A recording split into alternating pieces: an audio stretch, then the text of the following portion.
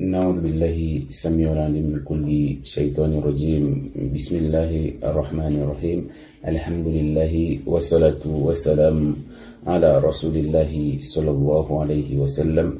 سبحانك لا علم لنا إلا ما علمتنا إنك أنت العليم الحكيم. رب اشرح لي صدري ويسر لي أمري واحلل عقدة من لساني يفقه قولي.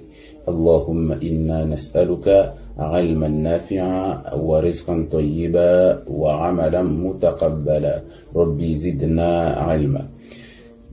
السلام عليكم ورحمة الله وبركاته.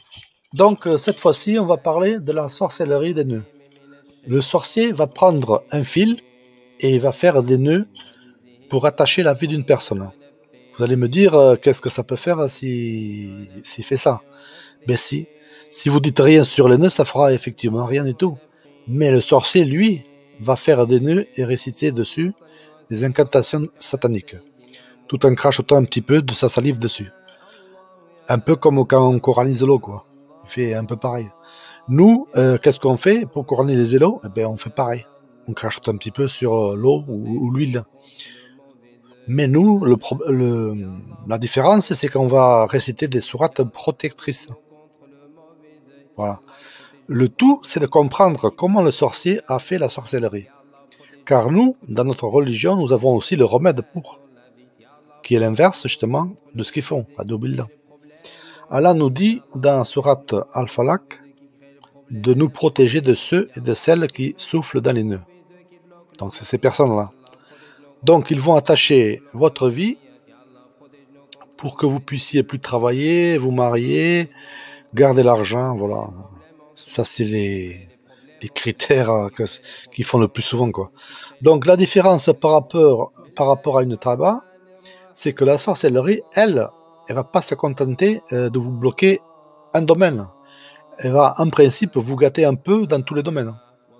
Vous allez faire du surplace, quoi. Donc, et certains sorciers de haut niveau, eux, vont aller plus loin.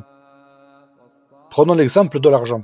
Le sorcier va bloquer vos rentrées d'argent et en plus, il va stipuler que si jamais les rentrées d'argent se font quand même, qu'elles ne soient pas bloquées pour une raison X, on va dire, que cet argent ne reste pas dans vos mains, que vous le dépensiez sans savoir où est-ce que vous l'avez mis, quoi.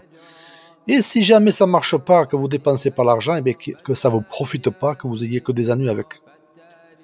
Donc voilà, car le sorcier sait que si la personne est une personne bien aimée dans l'âme, qu'il se peut que la première chose qu'il est dite, ça ne marche pas. Donc c'est pour ça qu'il en met plusieurs, 3, 4, 5, même 6, 7, il n'y a pas de limite, quoi. Plus la personne qui va aller le voir va payer, plus il va faire. Plus il va faire des nœuds compliqués, durs à défaire, voilà. Et pareil pour le mariage. Pas de mariage, s'il y a un mariage, pas d'enfants. S'il y a des enfants, ils auront des soucis de santé. S'ils sont en bonne santé, ils vont être loin de la religion ou mal élevés, ou les deux. Donc vous voyez, en fait, ça va rajouter plein de possibilités pour gâter la vie de la personne. Cette personne qui va voir le sorcier va être punie autant que le sorcier lui-même, mais en premier. Car le sorcier bénéficie quand même de quelques aides du diable. Du moins, il le pense. Donc, on appelle ça le choc de retour. C'est obligé, ceux qu'ils envoient, de le recevoir un jour. Donc, si le sorcier se protège, comme je dis, c'est la personne qui va aller le voir qui va prendre en premier. Voilà. Mais sachez toujours qu'un sorcier, en général, il a une vie pénible quand même, avec plein de problèmes de santé. Et des fois, il s'en rend même pas compte, quoi. Il fait pas le rapprochement entre ce qu'il fait et ce qu'il a. Donc, ce genre de sorcellerie va ressortir toujours dans les rêves comme un serpent. Donc, vous allez rêver de serpent. Voilà. Donc, pour détruire cette sorcellerie, il va falloir réciter Sourate 20 Tara, versets 26 à 28, qui dit, en grosso modo, facilite ma mission, aidez-nous un nœud en ma langue afin qu'ils comprennent mes paroles. Voilà. Donc, qu'est-ce que vous allez faire? Vous allez prendre de l'eau, beaucoup d'eau, c'est de préférence. Vous allez lire dans de l'eau 11 fois Fatira, Khlas, Falak, Nes, Ayatul Kursi. Voilà. Et en plus, vous allez rajouter 30 ou 50 fois la sourate 20 Tara, versets 26 à 28. Ça va détruire la sorcellerie des nœuds. Ça va désactiver les nœuds. Si ces nœuds ont été faits pour bloquer, par exemple, je vais prendre un autre exemple, votre voix, parce que j'ai eu connaissance déjà d'un cas comme ça, pour que la personne bégaye, qui manque de communication avec les autres, ça va marcher aussi. Avec la grâce d'Allah et votre foi, tous ces nœuds seront désactivés, détruits.